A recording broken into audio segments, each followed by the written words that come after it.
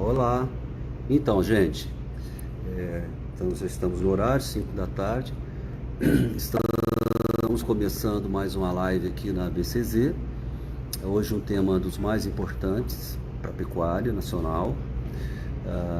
A BCZ, que tem como seu principal negócio a genética, já há algum tempo vem se preocupando com o tema pastagem, né? A gente sabe que a base da produção no Brasil, da produção pecuária, tanto leite quanto a corte, tem como base as pastagens. Mais de 90% da nossa produção é pastagem, eu diria aí 95%, né? Então, a pastagem é um assunto de suma importância para o sucesso da nossa pecuária. E por que a BCZ tem se preocupado muito com esse tema? Porque para que a genética possa se expressar na sua maior eficiência, é preciso que a gente tenha a combinação da alimentação. A gente sabe que, por exemplo, a suinocultura e a avicultura, o sucesso se deve exatamente à combinação do manejo nutricional com a genética. Então a BCZ já há alguns anos, aí 10 anos, se passaram que a BCZ vem desenvolvendo projetos com a Embrapa. Nós temos a nossa fazenda experimental, onde lá tem uma plataforma onde a BCZ apresenta modelos de sistemas de integração, lavoura, pecuária e floresta. Esses modelos são apresentados normalmente na Exposebu. Apresentamos lançamentos de novas cultivares. Então, como um dos seus integrantes importantes desse processo, nós temos a pesquisadora Giovana Maciel. A pesquisadora Giovana Maciel fica aqui conosco e hoje vai participar dessa live, né? Então a gente vai apresentá-la agora. Ela é muito bem preparada para estar atendendo as dúvidas que surgirão, as que eu não puder responder, certamente a nossa Giovana vai só fazendo uma apresentação rápida. A Giovana Maciel é pesquisadora da Embrapa, é zootecnista. Está aí a Giovana conosco.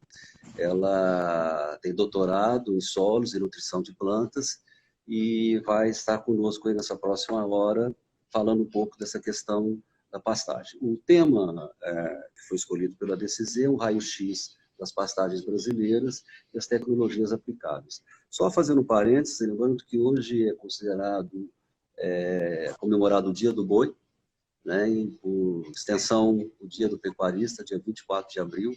Então é um bom momento para a gente falar sobre pecuária e sobre pastagem. Nessa questão do raio-x da pecuária brasileira, a gente tem dados, e eu gostaria só de acrescentar uma última uma informação mais recente que nós recebemos da ABIEC, em que ela diz, está aqui na minha colinha, ela diz o seguinte, que o rebanho brasileiro cresceu nos últimos 10 anos 25% e as pastagens diminuíram 12%. Portanto, na verdade, nós temos uma condição bastante favorável. O Brasil é um país que, nos últimos anos, tem mostrado muita eficiência em relação à pastagem, ao manejo de pastagem, à introdução de novas cultivares. Então, nós estamos no caminho certo. Óbvio que nós temos muito a acrescentar, a implantar, a se desenvolver, mas é importante lembrar que, às vezes, a gente cria uma imagem de que nós temos metade das nossas pastagens em estado de degradação. Não, não é bem verdade isso. Eu queria até que a nossa pesquisadora, Giovana, esclarecesse um pouco esse tema. Eu acho que até o termo degradação é um pouco pejorativo, né? Acaba estigmatizando um pouco a pecuária. É um assunto que, inclusive, acaba gerando uma imagem de impacto ambiental, quando não é verdade. Mas então eu vou passar para a Giovana falar um pouquinho sobre esses dados, né, sobre essas informações. Então, vamos falar um pouco estatisticamente, Giovana, como é que é o perfil do Brasil, em termos de área de pastagem e áreas que estão nesses níveis diferentes de degradação. Boa Oi, tarde, João. Giovana. Boa tarde, tudo bem? Oi, pessoal. Obrigada pela participação de vocês. Eu queria agradecer a BCZ, né, de ter essa oportunidade da gente poder passar um pouco do conhecimento que a gente tem. Essa semana, a próxima semana seria a Exposebu e nós iríamos ter nosso evento, né, para poder estar falando sobre isso. Como a gente, devido a crise que nós estamos enfrentando, a gente não teve esse ano. Então, é bom a gente ter essa oportunidade aqui agora para poder falar um pouquinho, né? Então, assim, vamos tentar, né, nesse curto espaço de tempo, falar o máximo que a gente conseguir, né? Assim, só um panorama geral, né? A gente tem no Brasil em torno de 240 milhões de hectares de áreas aptas à agropecuária, né? Essa área ela é apta a ser mecanizada e plantada, né? Seja com cultura de grãos ou pastagem.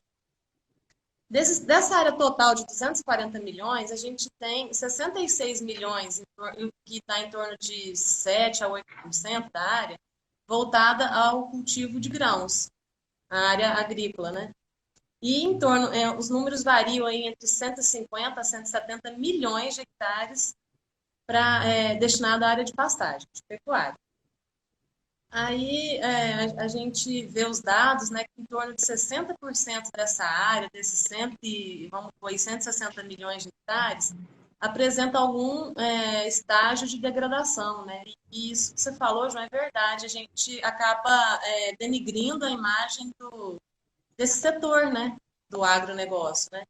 Então, assim, é como se essa área ela não é bem cuidada, ela não é bem vista.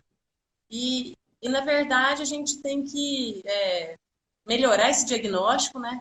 Fazer um diagnóstico, colocar a lupa e fazer um diagnóstico melhor dessa área que está degradada. E sim, porque a degradação, na verdade, ela é um processo, né? Ela vem ocorrendo, começa devagarzinho até chegar num ponto que vai ficando bastante complicado de reverter. Então, Ô, assim, a Giovana, gente tem... você inclusive dizia que a Embrapa tem um modelo em que ela apresenta esses estágios de degradação. É muito importante nesse caso para fazer o diagnóstico correto, porque você até exemplificou como se fosse uma escadinha, né? Então, o ponto alto da escada é quando você tem uma pastagem com produtividade no nível ideal, em que a Isso. ação que você faz é simplesmente uma cobertura nitrogenada para a produção de massa. E aí, na medida que você vem descendo essa escada, você vai ajustando o manejo, né? Então, eu acho importante você colocar dessa forma, porque parece que tudo que tem que se fazer nesses 60% de pastagem é fazer reforma, corrigir adubo, não calcariar, sempre... fazer sistema de integração. É, Como é que é nem isso? sempre a intervenção necessária vai ser igual, né? De fora a fora, né? Então, assim, a Uhum. degradação, como eu falei, ela é um processo, ela começa devagarzinho, né? Então, assim, quando a pastagem foi bem implantada, você vê ali uma área bem coberta, né? Não tem solo exposto, o pasto está produtivo. E se o manejo for adequado, né? Baseado na altura de entrada, altura de saída, numa taxa de lotação adequada, numa reposição de nutrientes correta, esse pasto ele se mantém produtivo, né? Ele vai se mantendo, ele tem uma longevidade maior. Suponhamos que o produtor não tome essas medidas, né? Não faça um manejo adequado, não reponha nutrientes. Então, a gente estava lá no topo da escadinha, né? Essa é um gráfico, né? Uma escadinha que foi feita pelo nosso colega da Embrapa Gado Forte, o doutor Macedo, né? Assim, baseado em vários estudos, né? Então, ele elaborou isso para ficar bem didático. Né? Então, a gente está no topo da escadinha. Aí a gente vai, não tem a reposição de nutrientes, a gente vai descendo essa escadinha. Né? E aí a gente começa a ter uma baixa vigor de rebrota desse pasto, né? Então, assim, ele começa a deixar espaço de solo descoberto, né? O que acontece nesse espaço? A entrada, o aparecimento das plantas invasoras, a presença de cupinzeira. A presença de cupinzeira a gente atribui a solo que está ácido, né? É um Então, indicador, no caso. é um indicador de facílima percepção. É tão fácil perceber isso, e aos nossos olhos é tão comum a gente ver um pasto com cupinzeiro, com planta invasora, com uma lobeira, que a gente acha aquilo ali até meio que normal. É o normal que a gente vê nas pastagens onde que a gente anda, né? No entanto, aquilo ali é um indicativo que está precisando de uma intervenção. Ô, A Giovana, só intervenção nesse aproveitando. começo da escada... pode falar. Não, mantenha aí a questão da escada, mas é só aproveitando essa sua observação, quando você fala indicador, é muito comum o pecuarista olhar uma invasora como uma praga, né? Então ele vai lá, ou ele derruba o cupim, ou ele aplica um herbicida naquela praga e acha que resolveu o problema. E eu vou aqui pegar um pouco da escola da Ana Maria Primavesi, uma grande zootecnista que faleceu recentemente, inclusive, em que ela dizia o seguinte, que essas plantas invasoras, a gente deveria usá-las como uma orientação para saber o que está Isso, acontecendo no pasto, é, né? Por exemplo, um isso. exemplo simples, se você entra no pasto, por exemplo, choveu, passou 3 dias, tem muita poça d'água, é um indicador que ele está muito compactado. Então, você acha que o Não está infiltrando a pecuarista, que nós água. deveríamos começar a enxergar um pouco aquilo que está invadindo o pasto, mais como indicador, e procurar, a partir daí, resolver o problema e não ficar atacando as causas? Isso é uma consequência, né? É a consequência de atitudes que vem sendo tomada e vai Na aparecendo. Isso verdade, que a as gente está, né? consequências, desculpe, É isso. exatamente. Então a gente tem que ir na causa. A causa o que que é? É um solo que está ficando ácido, né? Os nossos solos aqui na região do Cerrado, eles são muito ácidos por natureza, né? Então, assim, é o processo para melhorar essa acidez, é fazer a calagem. Então, assim, a gente faz a calagem e de tempos em tempos temos que refazer. Então, assim, a análise de solo é muito importante. E os Uhum, indicadores, assim como você falou, de plantas invasoras, de cupim, de formiga, de poça d'água, né? Quando choveu, né? Já tem um tempinho que choveu, você vê que a água não infiltrou. É um indicativo também. Você imagina numa área mais declivosa, né? O que que acontece se tem uma chuva muito forte, solo exposto? Então vai começar a ter erosão. Aí é um uhum, negócio muito mais oneroso para você recuperar essa capacidade produtiva, esse ambiente, deixar essa paisagem ok, né, para você ter a máxima produtividade, vai ficar muito mais caro, mais difícil o processo de você recuperar desse jeito, do que você fazer aquela fase de manutenção quando a gente está lá em cima, né? Que é só uma perfeito. reposição de nutrientes, uma divisão de piquetes. Não que isso seja barato, mas é mais fácil de fazer do que você ter Uhum, que controlar um processo erosivo, né? Você vai ter um custo perfeito. muito maior. Giovana, eu vou aproveitar o teu exemplo da escadinha, então vamos descendo os níveis, né? Nós falamos lá em cima do nível principal, que na verdade nós teríamos que estar mantendo a pastagem, bastando fazer cobertura nitrogenada nos períodos certos. Se não me engano, são 2 ou 3 coberturas que você faz no começo das águas, no meio das águas e no finalzinho das águas, seria isso? A gente tem como que eu te falo? Tipo uma receita de bolo, vamos falar assim, de adubação de pastagens, a gente prioriza essa adubação, a cobertura nitrogenada, no período chuvoso, né? A gente nunca deve jogar o nitrogênio sem ter a umidade, né? Porque a gente ele não vai funcionar. E não adianta também você aportar o nitrogênio no solo, no pasto, de uma vez só. Porque ele vai produzir de uma vez só e ao longo do tempo do período chuvoso ele vai deixar de ter esse nutriente.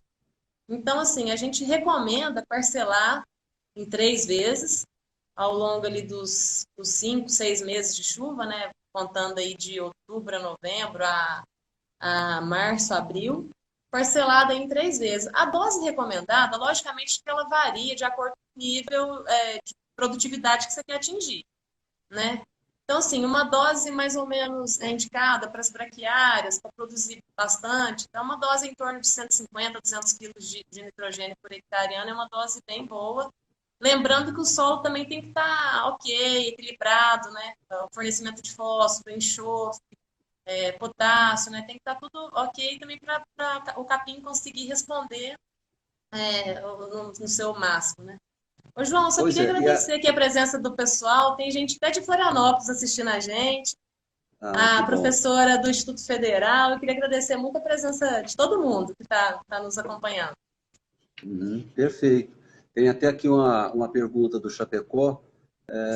Por que investir em adubação é rotina na agricultura e na pecuária não é? Eu acho que Essa pergunta é suscita aí boa. até uma dúvida que eu tinha com você, porque se a gente começar a descer essa escada, né, vamos descendo aí 3, 4 degraus, nós vamos chegar naquela situação que é o que a gente dizia no começo da nossa conversa, que está sendo muito generalizada, de que as pastagens brasileiras estão degradadas, mas, de fato, uma boa parte delas, eu não sei qual a porcentagem, eu acho que você tem até esse dado, de que, de fato, uma boa parte dessa pecuária está no estágio de degradação bastante alto, aonde a gente vem recomendando, a BCZ vem, inclusive foi tema de Exposebu, se não me engano, há 2, 3 anos, são sistemas de integração para recuperação de pastagens, né? Então, quando chega nesse estágio, em que você, de fato, precisa fazer uma reforma geral, começando desde lá da correção de calcário, né? E a partir daí começar a fazer essa adubação e a inserção de novas cultivares. Como é que é isso, Giovana? O que a Embrapa tem recomendado quando você chega nesse estágio de degradação, quer dizer, nesse estágio de baixa produtividade, quando a média aí está em torno de 0,6, 0,7 UA por hectare, né? O que Ô, João, tem sido recomendado? Nós da Embrapa, assim, a gente tem mais ou menos também uma recomendação seguinte: a gente olha a unidade produtiva, né, como um todo. Provavelmente ela não vai estar num estágio avançado de degradação e de fora a fora, em 100% da área. A gente espera que não esteja tão ruim assim, né? Então, assim, você olha onde que está a área a menos ruim, vamos falar assim, a área que tiver menos problemática, e você começa por ela. Por que isso? Vai ser menos oneroso, né? O seu investimento operacional e financeiro ali é para ser um pouco menor que se você recuperar uma área muito depauperada. Porque então, é comum o assim, pecuarista pegar a pior área para recuperar, quando na verdade o ideal é ele pegar a melhor área, fazer aquela isso. adubação nitrogenada, a Fazer, área que está mais fazer aquela próxima do área ápice dos produzir, degraus, fazer aquela exatamente. área E aquela produzir, área ajudar a recuperar a própria fazenda. isso. E um pedacinho, né, gente? Faz um pedaço, você tem que dividir sua área e fazer aquilo que você dá conta, né? Então, sei lá, vamos pôr aí 20% da área, da sua área que está menos ruim. Então, você faz aquela área, torna aquela área o mais produtiva possível para aquela área ir financiando a recuperação dos outros talhões, né? Então, é mais ou menos isso. E, Perfeito. assim, para você recuperar a sua unidade produtiva, né? A sua fazenda, você vai demorar aí uns 4, 5 anos ou até mais, né? De acordo com a situação econômica, de mercado, do produto que você está vendendo, né? Então, assim, Uhum. você tem que ir um passinho de cada vez e sempre, né? Eu acho que isso responde à pergunta do nosso querido Chapecó, lá da Emater, que, de fato, um dos motivos do pecuarista não usar os mesmos procedimentos da agricultura é que, bom, primeiro, no meu ponto de vista, eu como pecuarista, Chapecó, diria que, de fato, o giro da pecuária é mais lento, né? A agricultura, você aduba, planta no mês de setembro, outubro, e você já colhe lá em março, abril. Quer dizer, o ciclo é muito curto, você tem como recuperar o investimento muito mais rápido. E uma das soluções que a Embrapa preconiza, e alguns professores, inclusive, a FASU, alguns professores da FASU da área de pastagem, eu já vi palestra deles dizendo que o ideal, de fato, é você começar pelas áreas de maior produtividade, porque elas te garantem aumentar a eficiência daquela unidade produtiva, e aí, a partir dali, você está vendo um autofinanciamento, né? Agora, Giovana, nós temos a BCZ, junto com a Embrapa, tem assumido muito a posição de defender o conceito de sistemas de integração para a reforma de pastagem. Quer dizer, você financiar a reforma de pastagem das fazendas usando a agricultura como uma forma de ajudar nesses custos. Como é que é isso? Isso tem funcionado? A Embrapa já tem mensuração sobre esses modelos, em que porcentagem esses modelos já foram implantados? Eu vi um dado recente que diz que já tem quase 2 milhões de hectares de sistemas de integração implantados no Brasil. Como é que é isso? O que que você tem, você que acompanha isso muito diretamente, o que que você pode dizer? Aí eu estou falando de um pecuarista que quer começar a mexer naquela área fraca, naquela área que está com baixíssima produtividade, muito cupim, muita falha, muita invasora, e quer adotar o sistema de integração. O que que você diz sobre esse modelo, Giovana? Então, a integração lavoura-pecuária, ela é uma das ferramentas que a gente tem para recuperar, renovar, implantar um pasto, né? Não é a única, né? É uma das. Então, assim, tudo depende da região que você está localizado, se tem um mercado consumidor para comprar o grão que você vai produzir. Para pecuarista, tem fator, um complicador, vamos falar assim, que é o fato dele não ter um maquinário, né? Ele não tem aquela capacidade operacional para preparar o solo, para plantar, para aplicar um defensivo agrícola e posteriormente para colher. Então, assim, isso acho que tem que ser muito bem estudado e o produtor, o pecuarista que quer entrar nessa área, ele deve ter uma assessoria qualificada, né? Tanto tecnicamente, para falar sobre o manejo, né? Que é muito diferente a agricultura da pecuária, né? Ela é muito dinâmica, né? Então, assim, choveu, vem uma praga, secou, dá outra. Então, assim, o pecuarista não sabe como isso se dá. Então, assim, ele tem que estar bem assessorado tecnicamente e também do ponto de vista de para comercializar, né? Como é que vai ser a comercialização desse produto que ele vai produzir? Mas assim, a integração lavoura-pecuária, você falou de 2 milhões de hectares, hoje a gente calcula aí uma área, calcula não, nós temos esses dados, ela está em torno ali de 16 a 18 milhões de hectares já, de Nossa.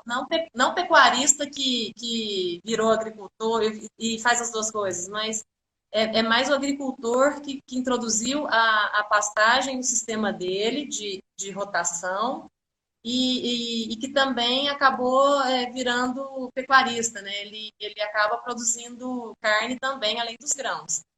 Então, assim, Naquela forrageira, a integração naquela, lavoura-pecuária, ela, no nosso ponto de vista, quem adota é um caminho sem volta, né? Ele não vai parar de fazer, né? Ele vai Uhum. rotacionando ali na fazenda dele, vai andando, então numa área mais, vamos falar assim, mais pobre, ele planta ali uma soja, melhora ela, depois ele consegue até plantar um milho. Então, assim, e o capim, o agricultor hoje, que é um cara mais assim, vamos falar, ávido pela tecnologia, né, uma pessoa assim, mais antenada, ele não vive sem a braquiária no sistema dele.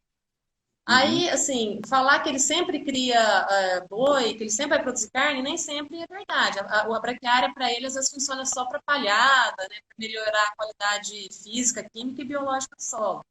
Mas acaba que ele consegue obter uma renda também da pecuária, né? Ô, Giovana, é, fechando um pouquinho o raciocínio dos sistemas de integração, então você recomenda começar pequeno na propriedade, considerando as limitações em termos de máquinas e equipamentos, ter a percepção de que quando você produz, você tem que vender. A gente sabe que boa parte dos pecuaristas que reformam o pasto plantando milho, eles acabam fazendo a silagem.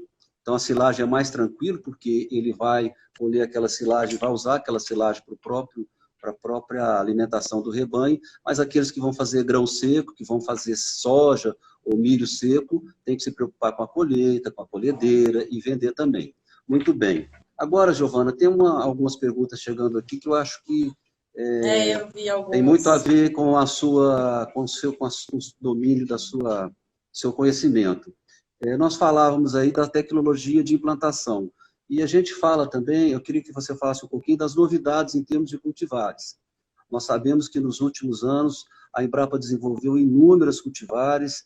Você até me falou um dado recente, porque no Brasil chegaram acho que 2 ou 3 braquiárias e 3 ou 4 pânicos, né? É, E hoje são milhares de variedades que a Embrapa tem no seu germoplasma, né?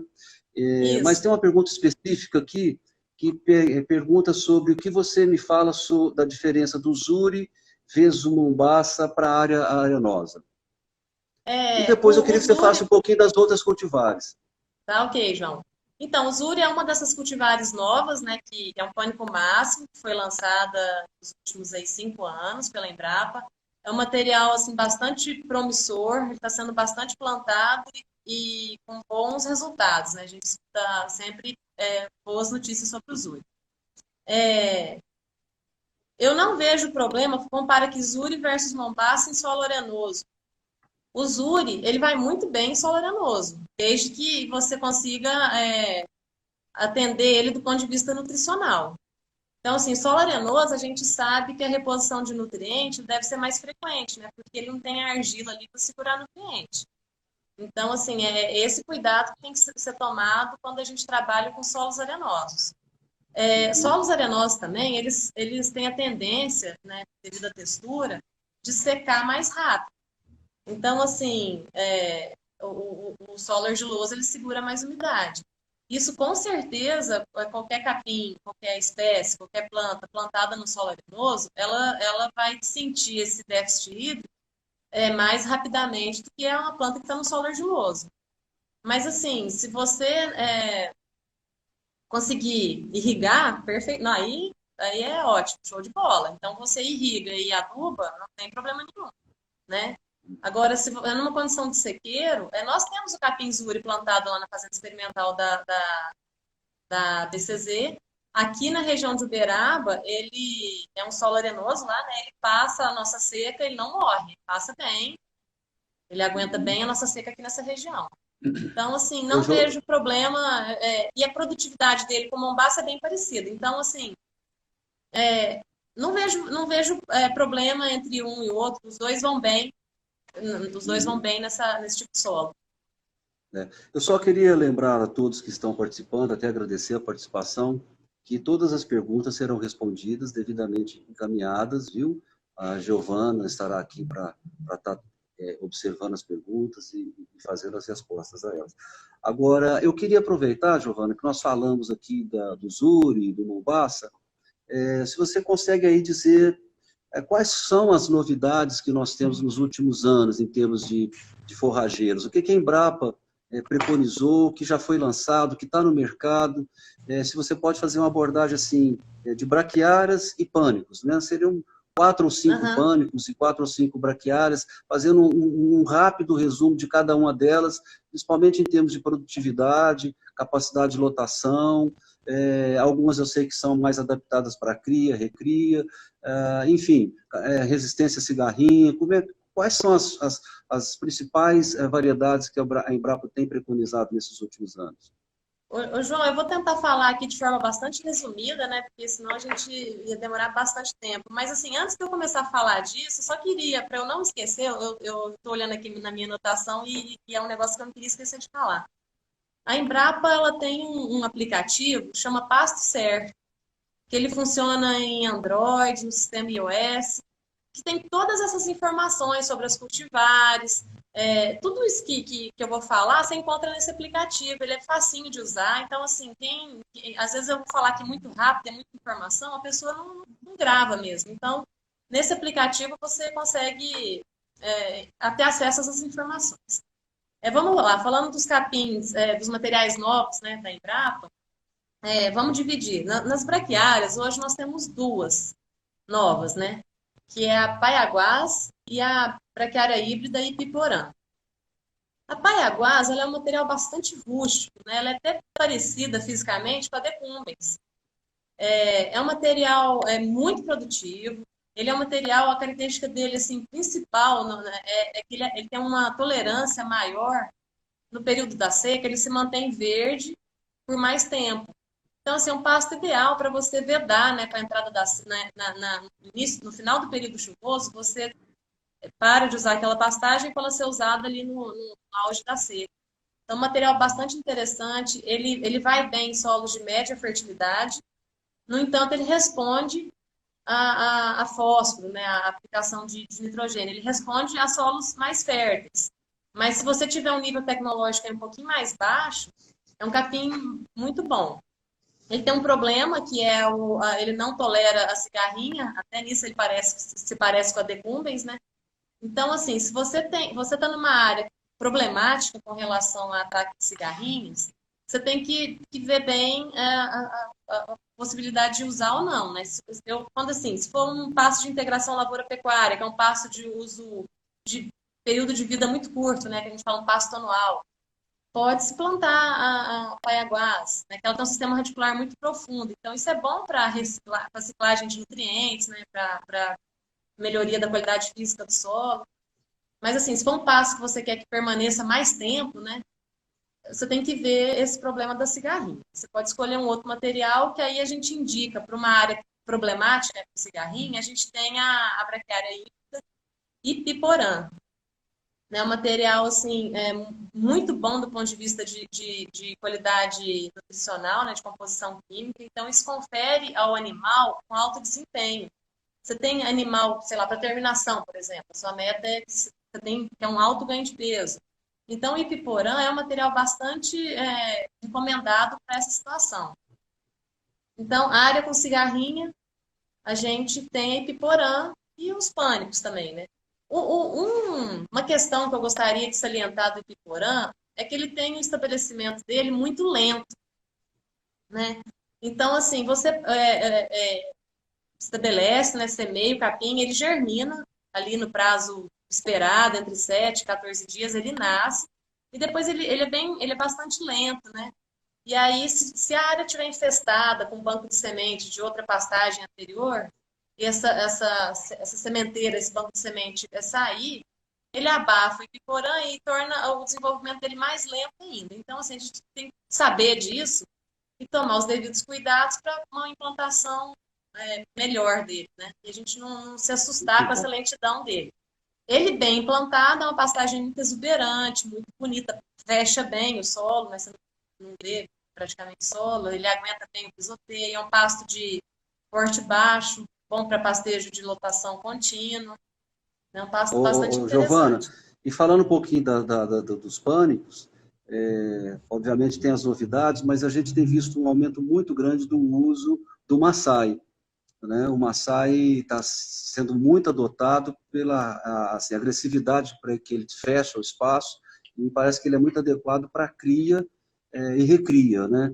Rapidamente sobre o Maasai, já tem uma pergunta aqui interessante, que é logo depois que você fez a implantação das forrageiras, né, como é que deve ser feito o manejo? Quer dizer, você deve entrar com animais mais leves, mais pesados, esses animais deve esperar o capim sementear, um pouco daquilo que a gente conversava antes. Então, eu queria que você falasse um pouquinho sobre o Maasai e o manejo que deve ser feito logo depois da implantação da forrageira. Quanto tempo esperar para entrar com esse gado? Tá, o Maasai, ele é um capim, do meu ponto de vista, é um capim muito bom, porque ele é um material bastante, embora seja pânico, né?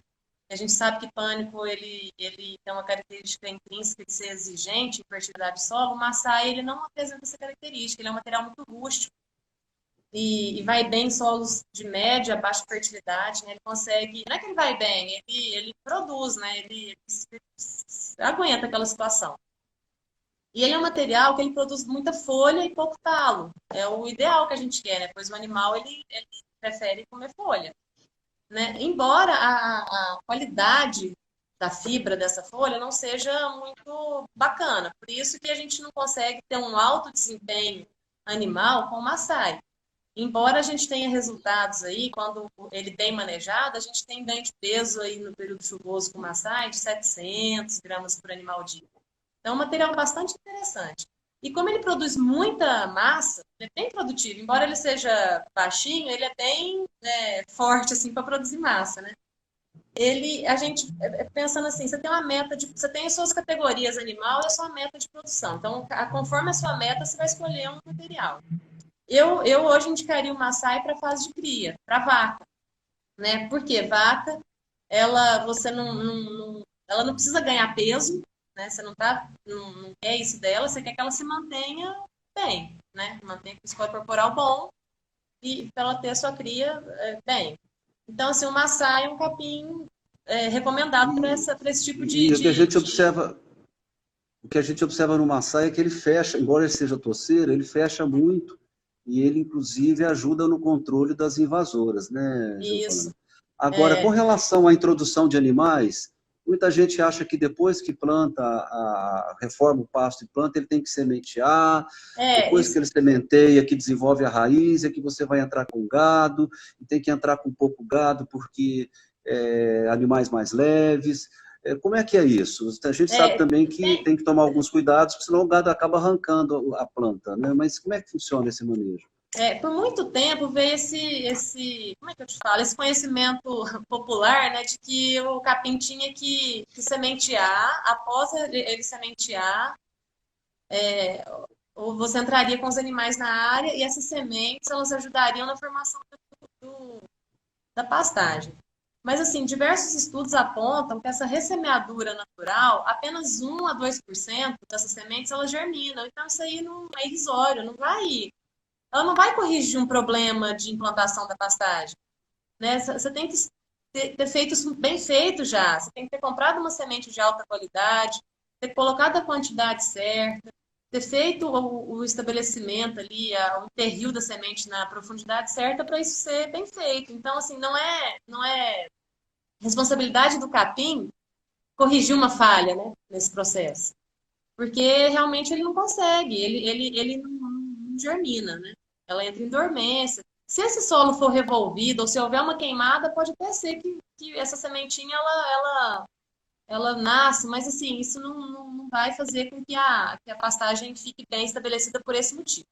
Então, o que acontece? A gente tem diversos estudos que indicam que um pastejo leve, ali uns 70 dias após a implantação, para você despontar, né, esse capim, ele é indicado um pastejo leve. O que é? Um pastejo com animal leve, ali em torno de 8 arrobas. Você põe uma alta taxa de lotação por um curto período de tempo. Então, ele vai dar uma despontada nesse capim. E o que vai acontecer? A luz solar ela vai incidir lá na base da touceira, né, do capim. Isso sim faz o capim perfilhar. E aí sim você vai ter um maior fechamento, uma maior daquela touceira e fechamento do solo ali. Então, isso sim vai fazer seu pasto ficar mais bem formado. Então, assim, eu já escutei relatos, né, em alguma palestra que eu dei, de produtor que às vezes entra até com uma roçadeira bem alta. Ele não tem animal nessa categoria, ele só tem animal tipo vaca, ele não pode pôr, porque realmente as vacas vão arrancar o capim pela raiz.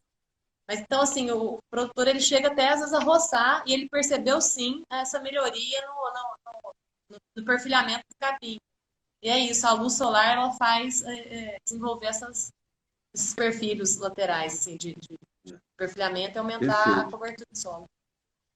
Bom, nós temos mais uma pergunta aqui do Chapecó. Ele coloca um ponto importante, fundamental. A Giovana pode me ajudar também, porque a gente está falando aqui das novas cultivares, da introdução de novos capins, novas tecnologias desenvolvidas pela Embrapa. Mas se a questão básica é a correção do solo e adubação, como é que nós vamos resolver essa questão de novas cultivares? Quer dizer, a nova cultivar, um novo capim, as novas tecnologias virão após você fazer o investimento na correção do solo. O que a gente pode dizer, Chapecó, e para todos que estão nos ouvindo, é que essa é o cerne da preocupação que a BCZ tem desenvolvido e discutido com o Embrapa. Esse tem sido o nosso principal ponto de discussão. Transferência de tecnologia. O que fazer para que o pecuarista saia da inércia e comece a investir. Nós, uma discussão recente, fizemos uma pesquisa interna aqui com vários pesquisadores, vários técnicos, e parece que a primeira palavra que se chegou quando diz por que o pecuarista não investe, por que o pecuarista não adota sistemas de integração, foi a palavra medo. Na verdade, o pecuarista, aquele pecuarista que é mais tradicional, que sempre viveu da pecuária, que tem aquela propriedade, às vezes propriedades grandes até, que estão em níveis diferentes de degradação, como a Giovana falou, não sai da inércia porque tem medo, porque investimento significa recurso muitas vezes significa buscar no banco recurso para custeio, para reforma. Então, é um dos grandes desafios que a BCZ tem adotado nos últimos anos, achar formas de convencer esse pecuarista de que é viável, de que é possível ele investir na reforma da pastagem dele e que ele vai ter retorno, de que ele não vai se frustrar, de que esse medo pode ser superado.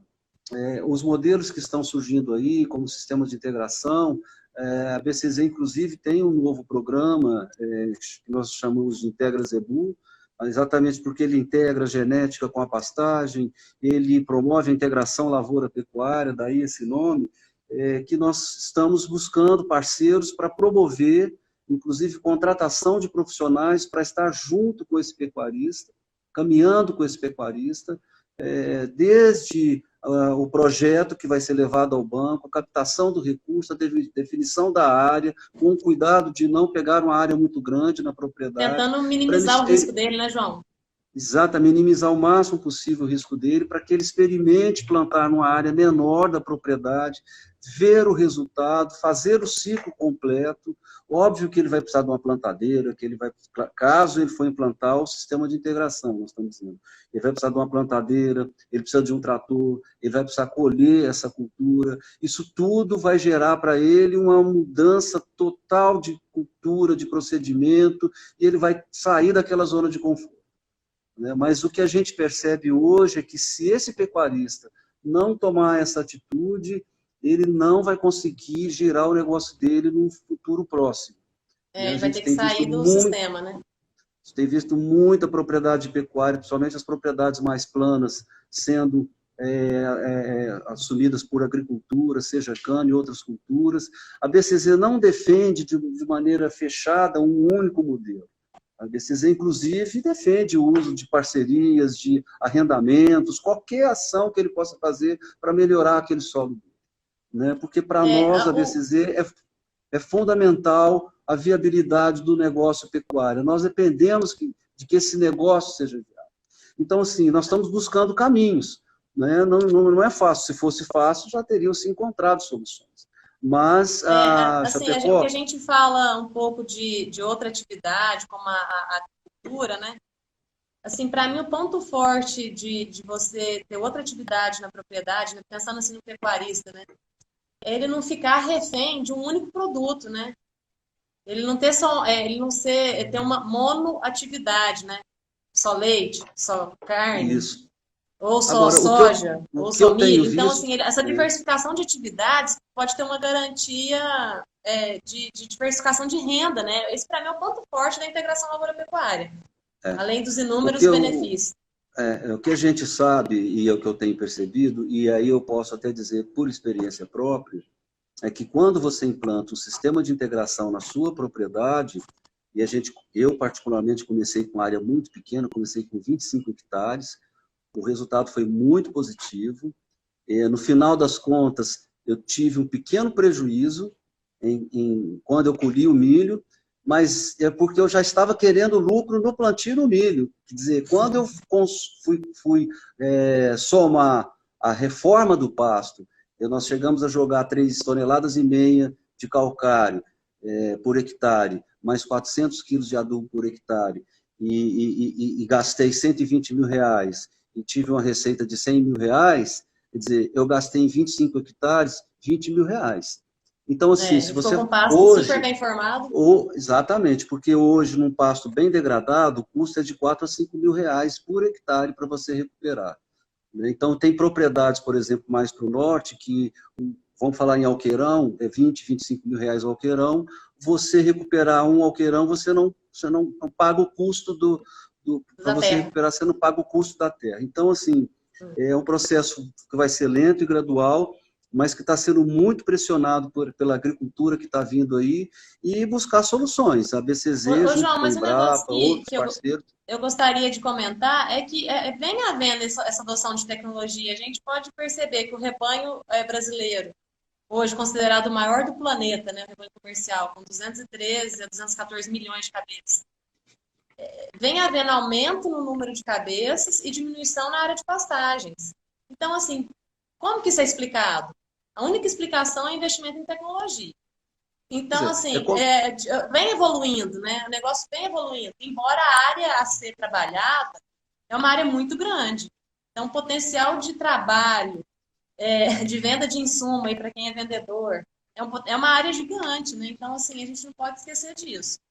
E o que você falou do produtor, assim, é muito difícil um produtor mais tradicional, como é o pecuarista, dele dar um passo à frente e mudar totalmente o sistema dele de produção. Não é fácil. Não é fácil para ninguém. Agora, fazer isso, né? Giovana, o próprio Chapecó, que é parceiro nosso aqui da Emater de Minas Gerais, ele acompanhou a história do Progenética, que hoje é um projeto que pode-se dizer que é um projeto de sucesso dentro da BCZ. Nos 3 primeiros anos, para você convencer um pecuarista, pequeno pecuarista, que tinha lá 30, 40 vacas na propriedade deles, a colocar um touro PO, foi um sufoco, foi dificílimo. Você fazia pequenas feiras como nós fazíamos, levávamos lá 15, 20 animais, vendia 2, vendia 3 animais. E ao preço de 50 arrobas de boi gordo na época, que a arroba estava baratíssima. Preço de boi gordo, preço de touro PO naquela época era 4.500, 5.000 reais e não se vendia. Hoje é muito difícil o pecuarista não ter a percepção de que ele tem que usar um touro PO melhorador na propriedade dele.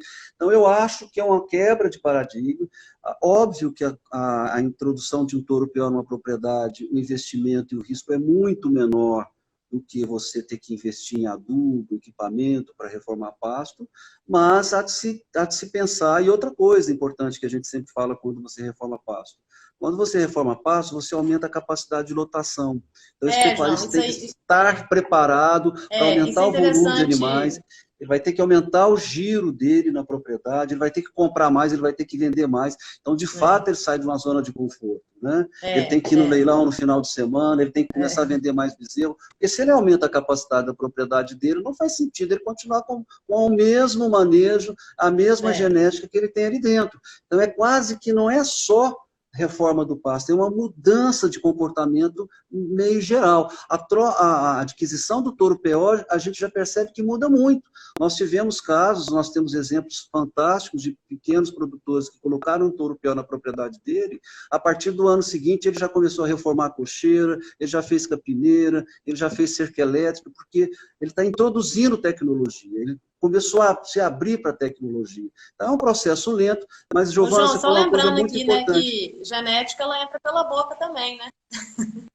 Daí a preocupação da BCZ com a questão não adianta a gente investir em genética e não investir na alimentação adequada desse animal melhorado. Ele não vai expressar o potencial dele. Acertadamente tem investido tempo, recurso na discussão, no debate e na promoção da reforma das pastagens no Brasil. E vice-versa também, né, João? Não adianta a gente melhorar nossos pastos e colocar animais que não conseguem render, né, com aquele tanto de alimento de alta qualidade, eles não vão render na mesma velocidade que um animal de um potencial genético melhor. Giovana, eu queria citar algumas novidades que nós temos visto também aí na questão da pediram para falar dos pânicos. Falar dos pânicos, depois eu queria falar um pouco de biotecnologia, inoculação de sementes de capim, controle de cigarrinhas via controle biológico. Eu queria que você falasse um pouquinho disso aí. Vamos falar um pouquinho dos pânicos, depois entrar nesse. Falando rapidinho dos materiais dos pânicos, a gente tem aí também 3 materiais. Um de porte baixo, um de porte médio e um de porte alto. Então, atende todos os desejos dos produtores. É muito comum os produtores, quando a gente está numa feira, num evento, eles pedirem que a Embrapa, qual a Embrapa tem um programa de melhoramento muito forte, né, em pânico. O pedido deles é por um material de maior facilidade de manejo, né? Porque o Mombaça, a gente entende que o manejo dele é bem mais intensivo, complicado, né? Você perde ponto, você tem que entrar com roçadeira. Então, assim, o pedido sempre foi esse. A Embrapa focou bastante nisso, e esses materiais lançados recentemente têm mais essa característica. Inclusive o Zuri, né, que é um material de porte alto, ele tem uma facilidade de manejo maior do que o Mombasa, do que o Tanzânia, né? A gente fez um experimento com ele com pastejo alternado de 30 em 30 dias, 30 dias de ocupação, 30 dias de descanso. Super tranquilo. Ele ia bem, não ulcerava, foi bem bacana. Né? No período chuvoso, né? A gente conseguia fazer esse manejo. O Zuri, né? Então, é um dos novos materiais, é o de porte alto. Ele é um material, o diferencial dele qual que é? O ponto básico, por que ele foi lançado? Ele tem resistência a um fungo que chama Bipolaris maides, que dá uma ferrugem, ataca principalmente o Tanzânia, e ele seca o pasto, né? Vem ocorrendo esse problema. E o Zuri é um material com resistência a essa doença. Então, assim, em termos de produtividade, ele é super parecido com o Tanzânia, ele não produz mais, o diferencial dele realmente é a resistência à doença. Então, assim, você me pergunta, eu tenho um Tanzânia na minha propriedade há 20 anos e está super bom, eu devo trocar? Não deve trocar. continua com ele. Se ele está bem, não tem por que mexer. Se lá na sua região não tem um problema de ataque dessa doença, não ocorreu, então continua com ele. Agora sim, eu vou plantar um material, uma área nova. Eu quero um pânico produtivo. Aí eu indicaria o plantar o Zuri. Ele já vem com essa característica de resistência a essa doença. Então, né, aí você já coloca um material melhorado. Né? Então, o Zuri, o ponto forte dele é a resistência ao bipolares. Vamos falar agora do Quênia. O Quênia é um material, o BRS Quênia, ele é um material de porte médio, um capim super fácil de manejar. Você não, dificilmente terá que entrar com roçadeira na área. O talo dele é mais macio, mais tenro, então o animal consegue cortar, pastejar. Esses capins, tanto o Quênia quanto o Zuri, são materiais que no período chuvoso devem ser manejados de preferência de lotação rotacionada, né? Para ele ter o máximo de potencial produtivo, tanto do capim e, consequentemente, do animal que vem pastejando. Ele também, os dois são exigentes, né, João, fertilidade, como todo pânico, né, com exceção que eu falei do Maasai, mas esse é um material que exige uma adubação de manutenção maior do que a braquiária, então a gente tem que ficar atento nisso, porque senão ele não consegue produzir o máximo que ele pode, né. Então, assim, o Quênia é um material que fecha bem o pasto também. Ele, embora seja de touceira, né, ele fecha bem e com manejo bem fácil de fazer. Né? Era essa uma solicitação dos pecuaristas, a gente encontrou um capim aí que ele não é nem altão demais, nem pequenininho, igual o Tamani. Né? O Tamani é um outro lançamento recente de pânico máximo. É um capim de porte bem baixo, que produz basicamente só folha, ele não tem talo. Um capim com alta qualidade nutricional, em termos de a fibra dele, FDN bem de alta qualidade, né? Uma FDN num padrão bom, que dá um ganho de peso legal. Ele é um capim, assim, eu acho bem indicado ali para desmama, porque ele é um material muito macio, então a bezerrada vai conseguir pastejar ele melhor. E que tem um desempenho animal muito bom no período chuvoso, aí que a gente consegue em 900 gramas para animal dia, ele bem manejado. Ele não é tão produtivo, igual os outros, porque pelo porte dele mesmo, é também bastante exigente. João, esses materiais, eles não devem ser plantados em solos mal drenados, viu? Que falar, não, é só uma época do ano que fica uma água empoçada. Não, ele não aguenta nem um curto período de tempo. O Mombaça, a gente sabe que aguenta um pouquinho, um solo um pouquinho mais encharcado.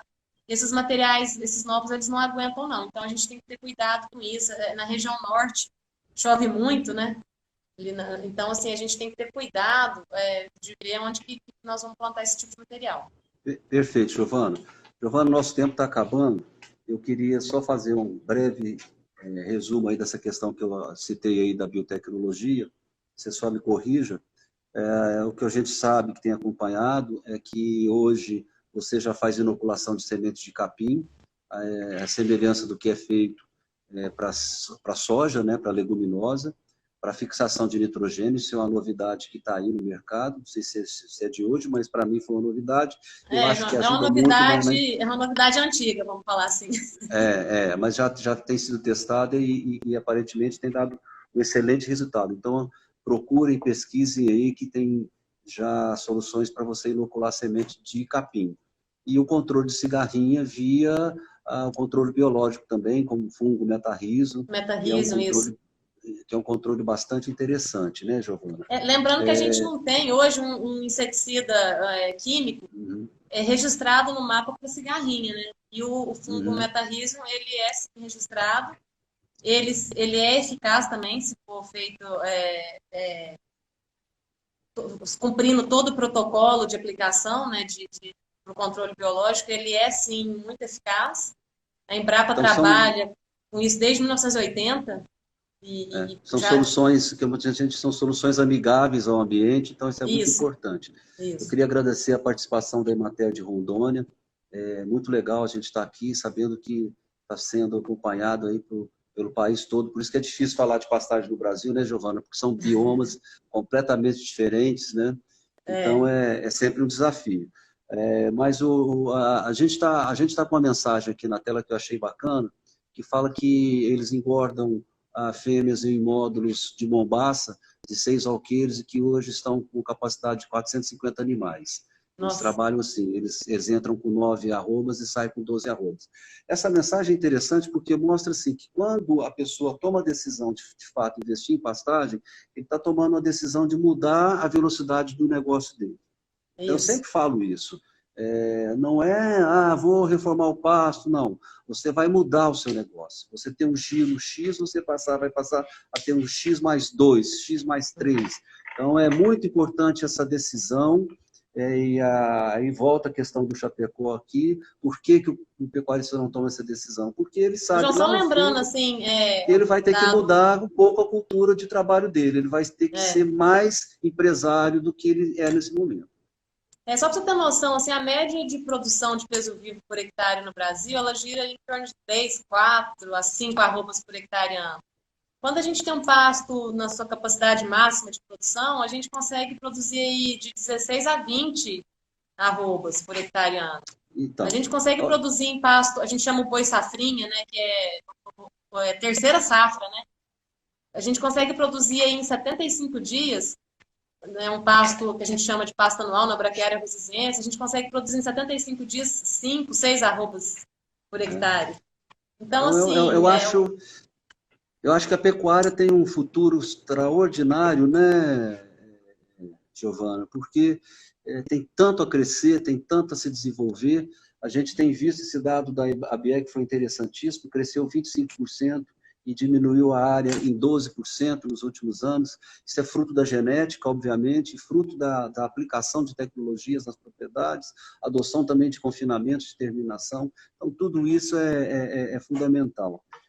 Então, gente, a gente está terminando a nossa live aqui. Queria que a Giovana desse aí uns 2 minutinhos para você se despedir. Então, eu estou vendo aqui que está cheio de perguntas, nós estamos anotando, eu estou aqui com um monte de papel aqui, as perguntas anotadas. Nós vamos, as que a gente não conseguiu responder, a gente vai tentar ir respondendo ao longo do Eu também tenho semana. Um monte aqui, ó. Você tem muito trabalho aí pela frente esse final de semana aí, Giovana, nós temos que responder isso rápido. Não, mas isso é ótimo, é bom ver as pessoas querendo saber. Eu falo que sempre que a gente participa de algum evento, alguma palestra, dia de campo, é um momento assim, nosso de doação, né? A gente vem aqui com o coração aberto, então a gente aprende também com vocês. E sim, se uma pessoa entender uma coisa que eu falei, já está valendo, já valeu o esforço, né? Valeu o meu nervosismo de estar aqui, né? Foi minha primeira vez hoje, foi bastante legal. Espero que a gente continue, né, com essa onda aí do uso dessa tecnologia, né? Agora a área de comunicação da BCZ está enrolada, porque ela vai ter que desenvolver isso toda semana, porque pegou, viu, Giovana? O negócio é muito bom, bacana. A informação é muito boa, o conteúdo que está sendo... aproveitar que na semana que vem nós vamos falar sobre sucessão, é uma spoiler que eu estou passando aqui, sobre sucessão, com o pessoal da BCZ Jovem, né? E comercialização de touros PO, online. Então, sim, a semana que vem mais novidades aí, gente. Eu só queria deixar um último recado sobre a questão de pastagens, que a gente não conseguiu falar, Giovana. É sobre as novas leguminosas, que é uma coisa importante, e sobre a questão de sombreamento também, né, Giovana? Sombreamento é algo que a gente precisa começar a colocar na nossa pauta. A ambiência é fundamental. E considerando o nosso país tropical, né, alta insolação, tem um estudo de uma colega lá da Embrapa que mostra que o gado de leite é bastante significativo a melhoria, né, do conforto desses animais, e que reflete na parte reprodutiva, na parte de comportamento. As vacas, elas foram menos vezes beber água do que as vacas que estavam na pleno sol. Então, assim, a sombra, a vaca andou menos, ou seja, ela gastou menos energia com isso, né? E conseguiu, com certeza, produzir mais leite, ou então essa energia voltar para a parte reprodutiva dela. Então, assim, para sistemas, para gado de leite, com certeza o sombreamento, a gente não tem dúvida que também, no meu ponto de vista, um caminho sem volta, né, para gado de leite a pasto. Muito bacana. Vamos pedir aqui para a área de comunicação da BCZ aqui, coordenada pela FAESA, dá mais uma chance para a gente, mais uma, quem sabe aí daqui a um mês a gente falar um pouco mais. Mas lembrando que as lives estão disponíveis no YouTube da BCZ, é só entrar lá, e todas que foram essa semana foram fantásticas, todas elas com muita informação, muito conteúdo de muita qualidade. Então eu espero que vocês tenham gostado, e a gente está encerrando